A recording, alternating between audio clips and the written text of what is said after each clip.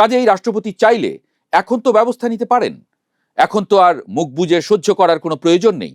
এখন কি ব্যবস্থা নেবেন রাষ্ট্রপতি? সংবিধান লঙ্ঘনের মতো গুরুতর অভিযোগ কেবল গণমাধ্যমে জানিয়ে রাষ্ট্রপতি কি তার দায়িত্ব শেষ করতে পারেন? কারণ রাষ্ট্রপতি তো শপথ নিয়েছেন সংবিধান রক্ষার জন্য। বাংলাদেশের রাষ্ট্রপতির প্রধান কাজই যেখানে সংবিধান রক্ষা করা, তিনি যদি সেটাই করতে না পারেন, তাহলে কি আর রাষ্ট্রপতির পদে শপথ রক্ষা পায়? এই প্রশ্নগুলো তোলা জরুরি, তোলা থাক। কারণ গণতন্ত্রকে প্রাতিষ্ঠানিকীকরণের জন্য প্রয়োজন আইনের শাসন প্রতিষ্ঠা। বাংলাদেশের ইতিহাসে আমরা বারবার সংবিধান লঙ্ঘনের প্রসঙ্গ দেখেছি। ফ্যাসিবাদী শাসন নিজেদের ইচ্ছামতো সংবিধান ব্যবহার করেছে। আর তাই জনগণের স্বার্থে সংবিধানের যথাযথ প্রয়োগ যেমন জরুরি, তেমনি সাংবিধানিক ধারাবাহিকতাও অত্যন্ত জরুরি।